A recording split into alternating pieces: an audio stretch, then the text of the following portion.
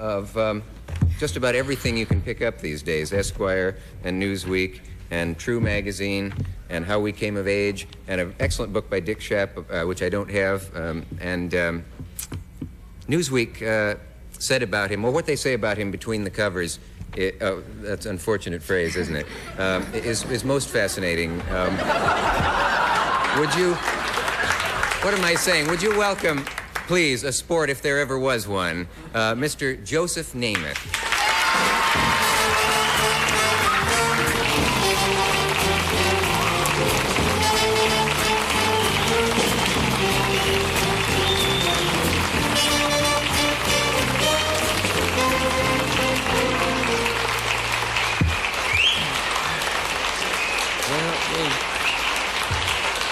Thank you.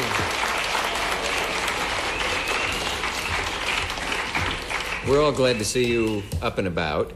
How do you feel? I guess you get tired of answering that, but... Well, pretty good, thank you. Yeah.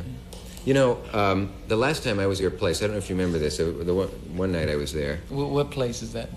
Your former place. What's the name of it? The Bachelor's 3. Oh, good, little yes, plug. You remember that? You remember that? Yeah, they never found out. I always wondered who bought your share in it. It'd be funny if it was Pete Rozelle, wouldn't it? But anyway, getting right on here. I had an experience that night. I don't know if you saw it or not, but what's his name? E.J. Halu. He plays for Kansas City, and right. he is a giant. He makes Joe look small. And as a joke, I said something. Joe said to him, Dick thinks football players are weird. And with this, he picked me up, and the next thing I knew, there was a terrific noise from part of the room that was in my head. I hit the ceiling and took a piece off the ceiling and my head. What does he weigh, do you think? Well, EJ's pretty small. He's tall, kid, about 6'6", but anyway, he's about 260. 260? Yes, but he has good agility. He certainly... How would he like it if I picked him up at his head on the ceiling sometime? I don't know whether he'd like it. We have a photo from this last game. Can we show that of you leaving? I was getting ready for a basketball game, had my knee pads on. Yeah. Gee, that's rough. Yeah. There was that terrific play during the game where you sort of, or did you play possum in a sense? No. You didn't? I definitely don't do that. That's the worst I've been hurt, I guess, in the last, well, since I've been playing professional football. Yeah. With the exception of the time we had an exhibition game, I got injured and had an operation afterwards. But I was definitely injured. I guess I was more angry than I was hurting, though. Mm-hmm.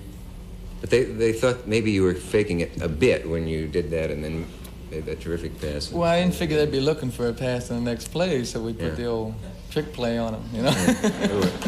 I always do that. Yeah. You know, I was reading in Shap's book some of the anecdotes. Is all that stuff true in his book, Dick Shap? Well, I've been getting in all kinds of trouble about that because I'd rather not talk about. Oh, yeah? Well, no, really, it is true, and my mother doesn't like it, and a couple of my close friends don't like it, but it is true. It's the only thing that's ever been written that really is factual. There's about 4 books out now, Super Joe, and I don't know what the names are, but I've never talked to any of the authors about the book. My book that's coming out now with Dick Shap is the only book that I've ever had anything to do with, and it's the only book that is all factual. Yeah. It's not necessarily recommended for youngsters, though. Oh. You mean Wheaties isn't the secret? No.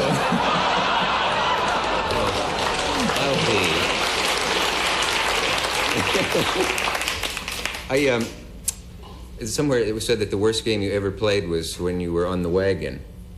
Did you disown that remark? No, this is a true story, and it's in the book. Last year, prior to our Buffalo game, at Buffalo, we had won 3 straight games, and a fellow I roomed with on the road, Jim Hudson, our strong safety, said, Joe, listen, we've been punishing ourselves too much physically. We've got to stop drinking. I really felt bad at practice today. Last night, like, it killed me. I said, what do you mean stop drinking, Jim? He said, we've got to cut it out. I said, no, I got a better idea. Let's cut it down a little bit, then we'll be all right. You know, we'll just slow down. He said, no, we've got to stop altogether. I said, well, what about a little wine, Jim? You know, maybe we just sip on the wine. No, we've got to stop drinking. I said, well, all right. So we didn't drink for 4 days. We went to Buffalo I threw 5 interceptions. We lost 37-35. Buffalo never won another game the rest of the season, man. And I came into the dressing room, everybody's heads down and everything. We really felt bad. So thanks a lot, Hudson. Your game plan really worked, man. You must have bet Buffalo, right? It was a bad deal. Yeah.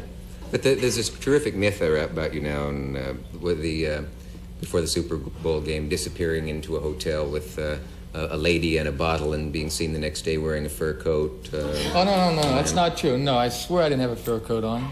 I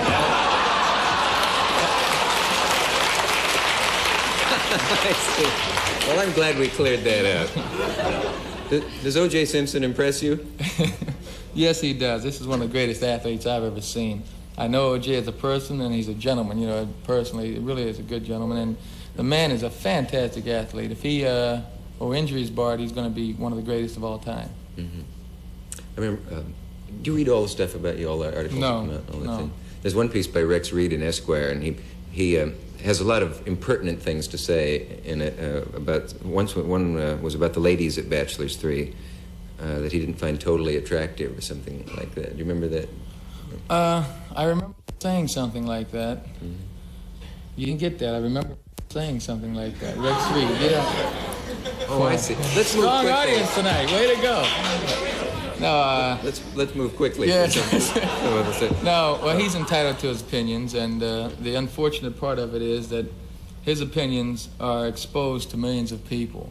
Yeah. And I don't care who it is, when they read something in black and white, they're inclined to believe what they read, right or wrong. There's an authority to print right. somehow. I don't know. And I'm sorry that he wrote these things. They're definitely not true.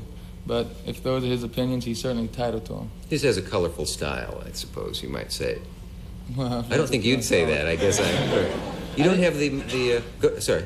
No, well, like I say, he really didn't like the girls there, but some of the guys had some good things to say about him. You don't have the Fu Manchu. Have you been criticized for your hirsute proclivities? Say it again. We didn't have that word in Alabama. I went to college. Hirsute proclivity. Hirsute means hairy, and proclivities is the opposite of amateur acclivities. Or Maybe something it's time like for that. a commercial. I don't. Did the guys prevail on you to? No. They don't I just care. well, heck, there's about 3 or 4 guys on our team now that have mustaches and long hair. It really is a ridiculous thing. People even talk about that. Why should a person be condemned because he has a mustache or a beard or long hair, or anything like that? It's stupid. I mean, I've said it a number of times, and the people will come back and say, well, it's a bad influence for the youngsters of today to see an athlete or a person in politics, whatever, have a mustache and a beard or long hair. Well, who tells the child that that's a bad influence? The parents. So really, it's the parents' fault for telling the child it's bad. It doesn't make you dirty guy. The best groomed regime ever was the Third Reich in Germany, and they had very nice haircuts. So you They can't did a really good job for a while. Can't really go by that. No. But then you can't go by that either because Strom Thurmond is well groomed too. So you have good guys and bad guys who are well groomed. You know, goes both ways. What was I going to say? Oh, I used the phone at your place one night when I was there. I hope it wasn't personal. Well, ever since then, I've wondered. Do you suppose it was that was in the days when they were presumed to be bugging you and all? I wonder. Well, the whole thing was bad, Dick. Bachelor's 3 has never done anything wrong. In fact, we just bought another Bachelor's 3 in Boston. We own the place will be opened October the 1st, I hope. Been working on it. If anything has ever been done wrong in Bachelor's 3, it wouldn't be operating as a restaurant now. The phones are tapped. Well, I don't think they were because I talked to some law enforcement bodies personally, and they told me that they weren't tapped, that they definitely were not tapped. If anything out of all the accusations had been correct, well, we wouldn't be operating, and the main thing is I wouldn't be allowed to participate in professional football today. Now, they want to keep the game above suspicion. Well, by letting me back into the game, if I'd have done anything wrong, well, that would have ruined everything. But they just admitted that I didn't do anything wrong all along. It was Life magazine and Sports Illustrated came out with accusations that were very libelous, nothing but lies. They maintained that I had crap games in my apartment. Well, if I had crap games in my apartment, my next door neighbors, who were 3 FBI guys, I don't think would have went for that. And that's a fact. Yeah. Life magazine named several undesirable peoples, nice going, Joe.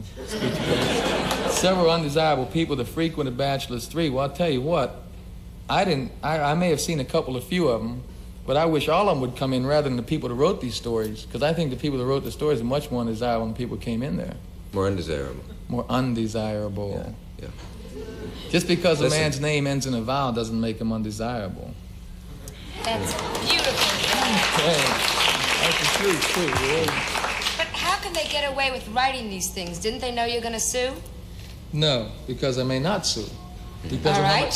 it depends on how much aggravation there is and what you can get out of suing them. Yeah. And I'm not looking for aggravation. I've had enough of it. You get a free subscription. Last night I had a lot of aggravation. Believe me, listen, I'm going to tell you about the story. Let me ask you about some more of the rumors. What was I going to say? Oh, I know. It's a funny feeling to be on a phone that you think might be tapped. I was once in a restaurant. I think it was tapped. I have no idea, really. Put yours. No, it was another restaurant. But I was talking to somebody else, and I heard a third person sneeze, and a fourth person say, "God bless you, Mr. Hoover." Yes, I don't know. I just don't know. Yeah, they're coming. They're coming. They're coming. They move fast, don't they? Can you tell me something about the...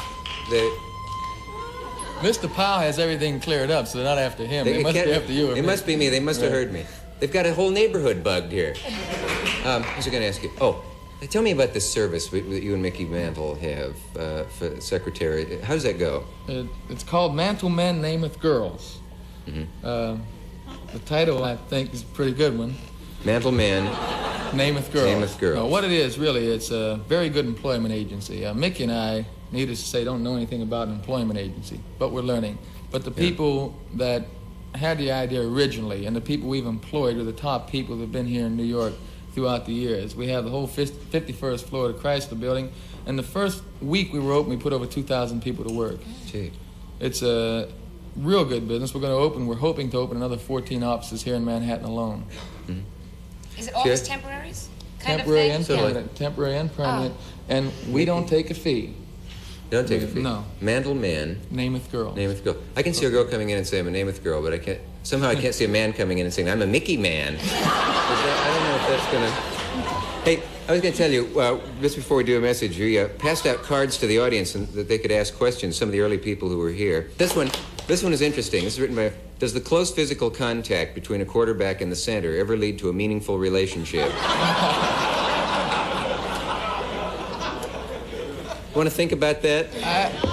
That is strange. And now for adults only, a fairy tale that always leaves you with a happy ending. Strange transition.